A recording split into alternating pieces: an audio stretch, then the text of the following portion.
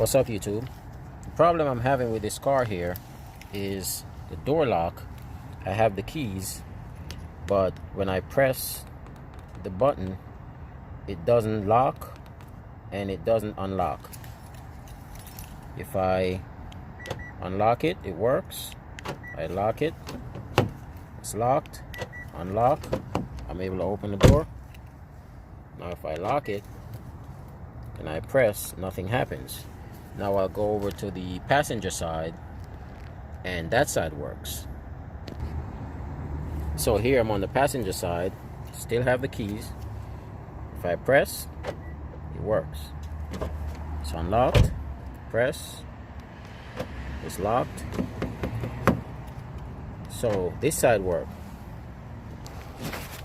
Now if we go right by the kick panel, there are fuses back here.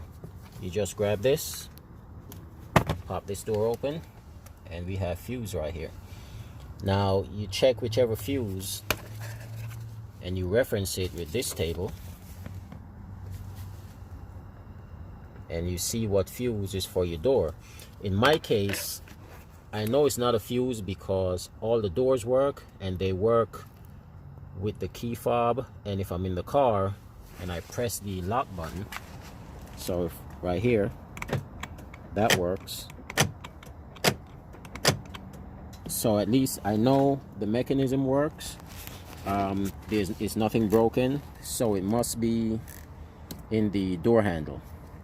So once you open the door, this little rubber grommet right here, I gotta pop this out, and it should be either a Torx or a 10 mil back here.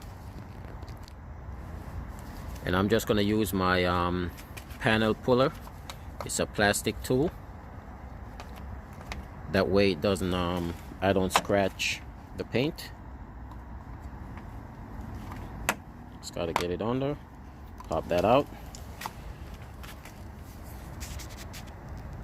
Look in here, that's a 10 mil.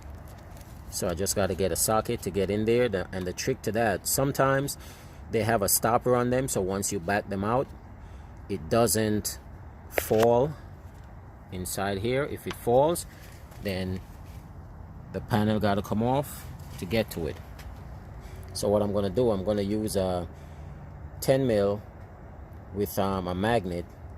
In case you guys don't have that, you could just put some electrical tape inside your 10 millimeter, and once you put it on there, it makes such a snug fit that when you back it out, that bolt would not fall. Now this is basically what I've done. Put the tape on the socket.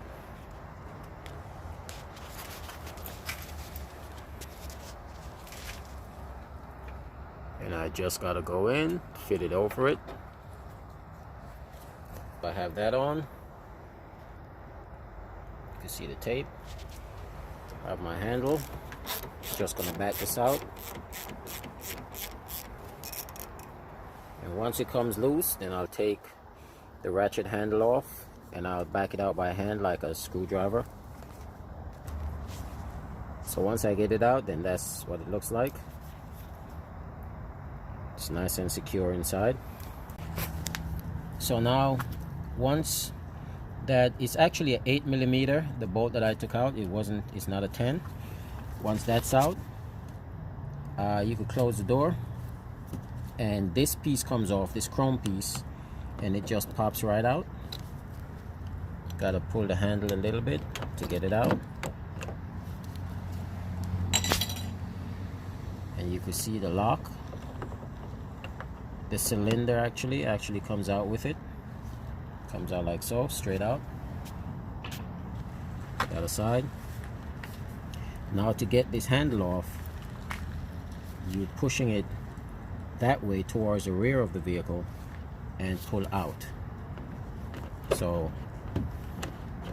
it takes a little maneuvering, but the idea is to bring it this way, and there you go, pops right out. If you're worried about scratching your car, you could tape some newspaper around it and to protect it. And once that comes out, you pull this connector and it snaps right into place like that. Once you pull it out, it's gonna latch. Well, on this particular car. And then you just unplug and you check your connection in here, make sure none of the pins are broken and none of the pins are bent.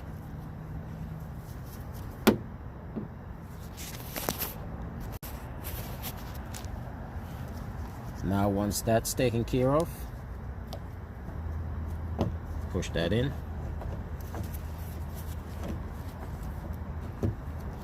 And you can see the hook right here, another one right here. And you want to put this side in first. Then you snap that side in. And you want to push it towards the front. And that's it. Your handle is back on. You want to take your cylinder.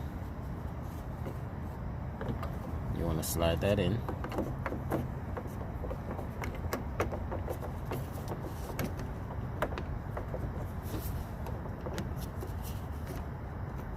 That's flush. You take your chrome cover. You're gonna put that on top. Open the latch a little bit.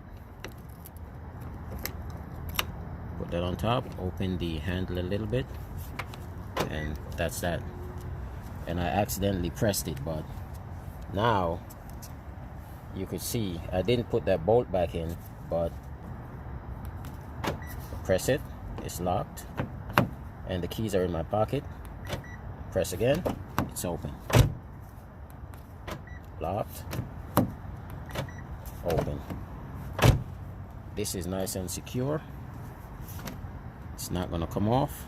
And now all I gotta do is put that bolt back in right here to hold the handle in place. So everything works perfect. Thank you for watching. Please don't forget to like, share, and subscribe.